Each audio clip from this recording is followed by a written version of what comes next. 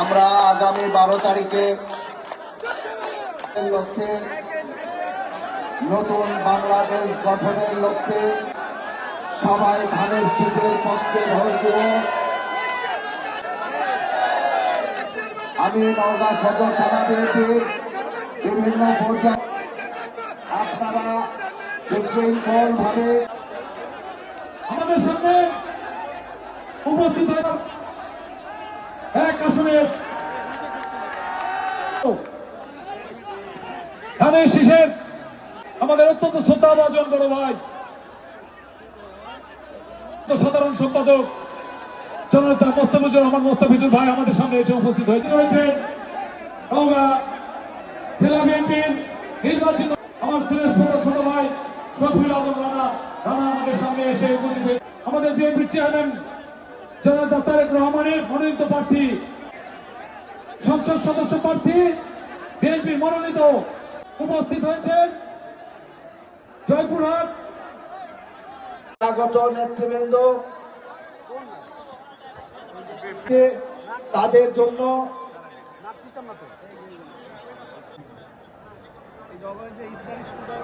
তাদেরকে এটা আমাদের নৈতিক দায়িত্ব।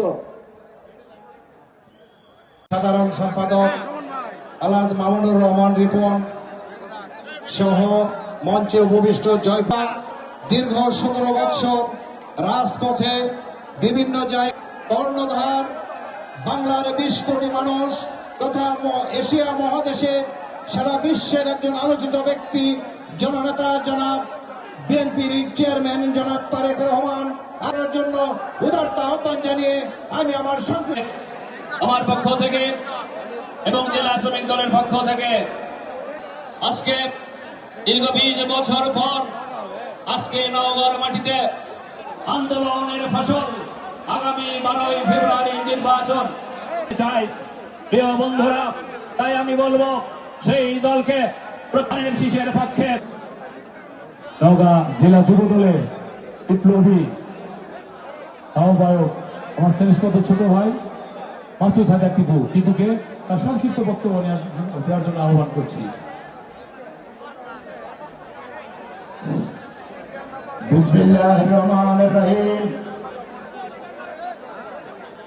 প্রিয় নেতৃবৃন্দ, আমাদের বাম দিকে যে ধানের শীষের পিছনে যে আমাদের নেতৃবৃন্দ আছে, দয়া করে আপনারা বসে পড়ুন।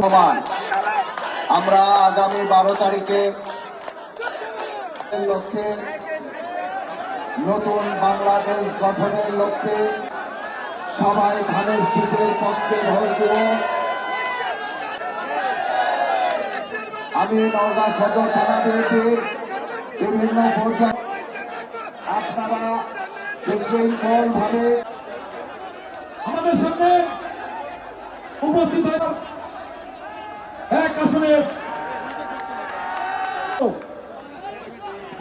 ধানের শীষের আমাদের অত্যন্ত শ্রদ্ধাভাজন বড় ভাই